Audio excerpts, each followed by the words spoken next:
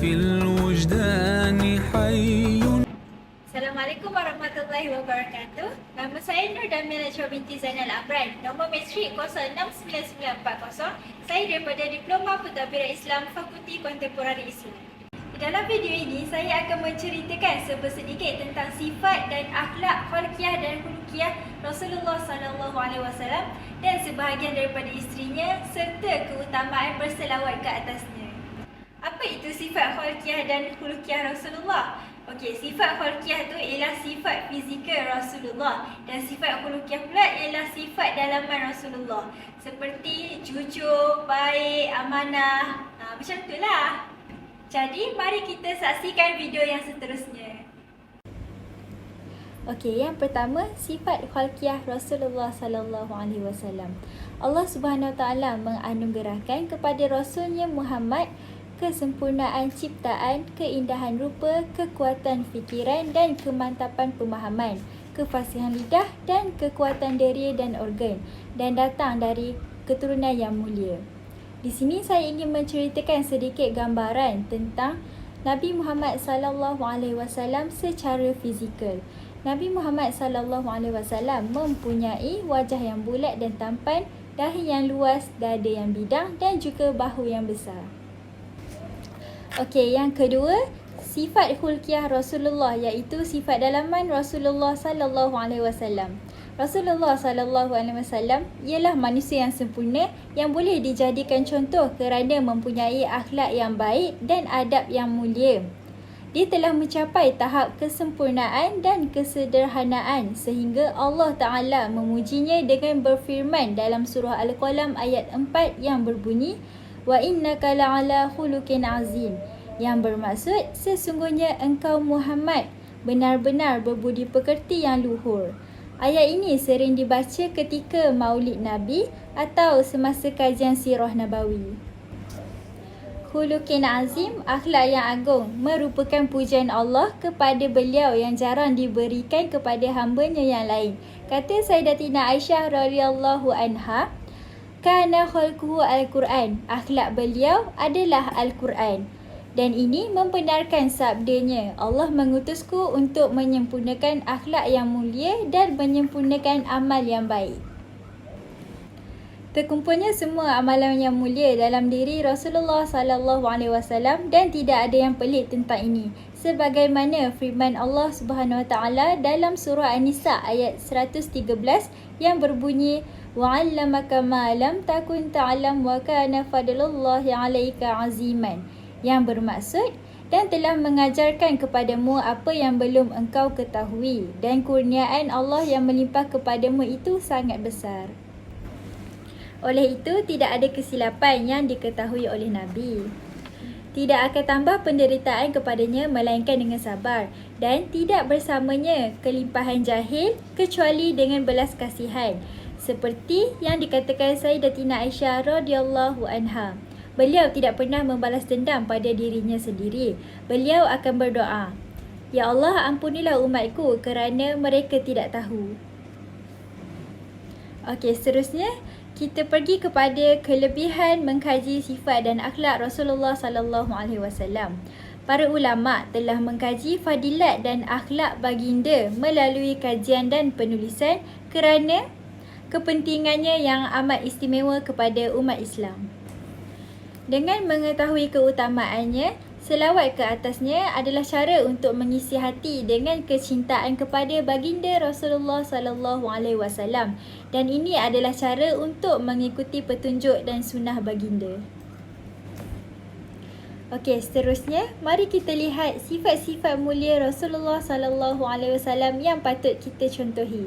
Yang pertama, kerendahan hatinya. Rasulullah sallallahu alaihi wasallam berkata, janganlah engkau memujiku sebagaimana orang-orang Nasrani memuji putera Maryam. Bahkan aku adalah seorang hamba.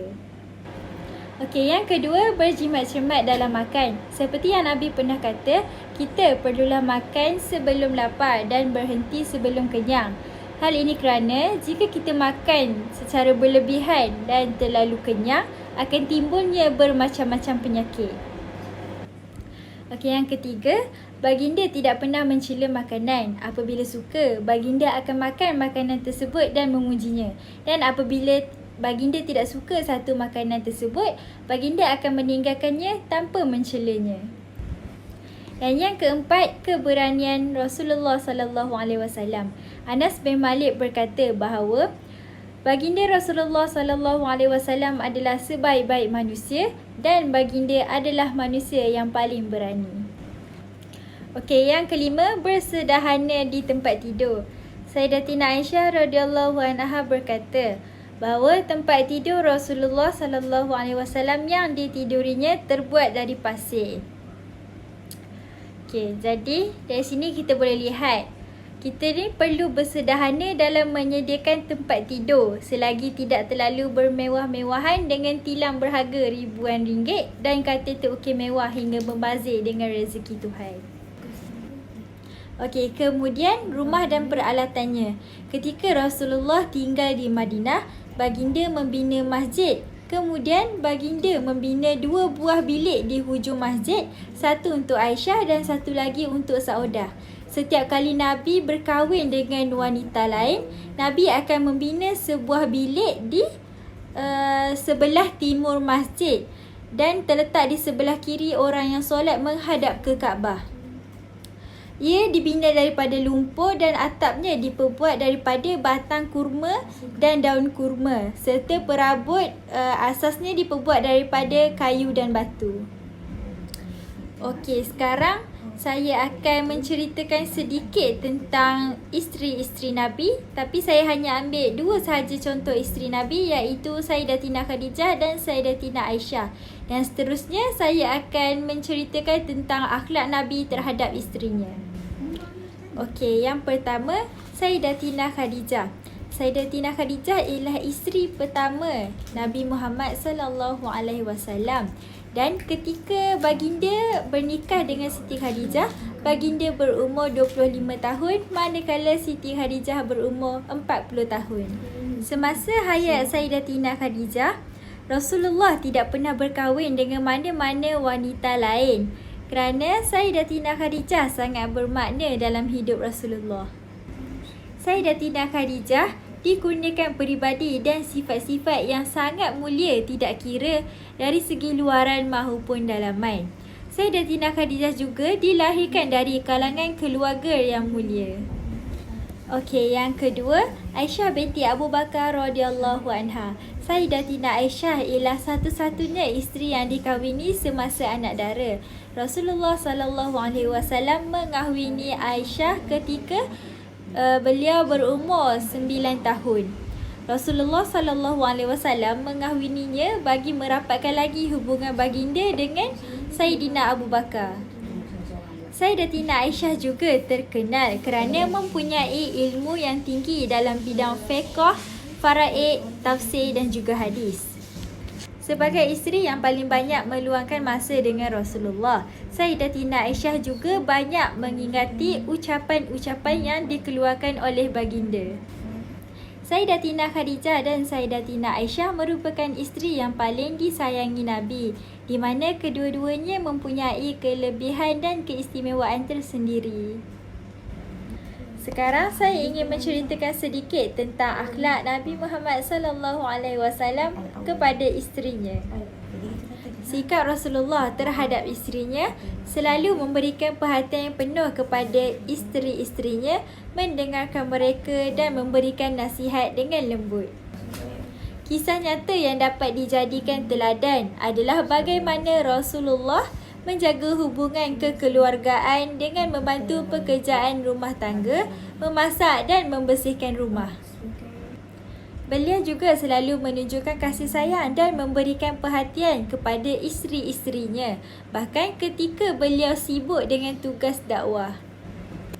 Membantu pekerjaan rumah tangga, mendengar keluhan isteri serta memberikan motivasi atau dukungan dalam setiap langkah hal-hal yang kecil dapat membuatkan isteri merasa dihargai dan dicintai.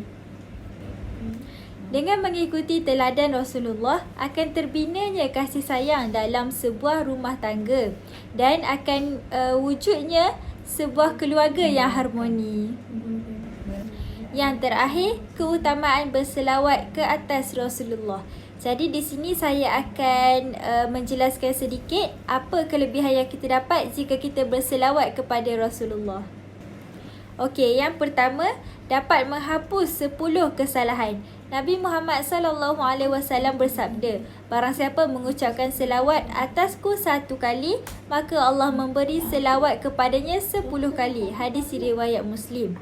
Nabi SAW juga bersabda, siapa yang berselawat kepadaku 1 kali, maka Allah berselawat kepadanya 10 kali. Dan Allah menghapuskan 10 kesalahannya serta meninggikan 10 darjatnya. Hadis riwayat Ahmad. Yang kedua, memperoleh syafaat. Nabi Muhammad SAW bersabda, barang siapa berselawat kepadaku pada waktu pagi sebanyak 10 kali dan pada waktu petang sebanyak 10 kali, maka ia akan memperoleh syafaat daripadaku pada hari kiamat kelak. Yang dimaksudkan pagi dan petang ini ialah bukan hanya dalam sehari itu saja kita berselawat, tetapi melainkan kita usaha setiap hari seumur hidup kita. Yang terakhir, mendapat keampunan daripada Allah. Salah satu manfaat besar dari membaca selawat adalah mendapatkan ampunan Allah. Ketika kita beristighfar, kita memohon pengampunan langsung kepada Allah atas dosa-dosa kita. Namun dengan membaca selawat, kita juga boleh mendapatkan ampunan kerana Nabi Muhammad ialah utusan Allah yang penuh kasih sayang dan syafaat.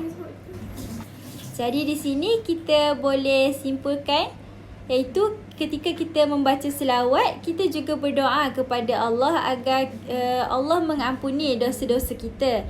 Ini adalah tanda rasa cinta dan penghormatan kita kepada Nabi Muhammad yang kemudian dapat menjadi sebab mendapat keampunan daripada Allah. Jadi, ini sahaja yang dapat saya kongsikan di dalam video ini. Semoga dengan sedikit perkongsian ini dapat sama-sama kita menambah ilmu pengetahuan. Sekian, wabillahi taufiq wa hidayah. Wassalamualaikum warahmatullahi wabarakatuh. Nabi, salam alaika.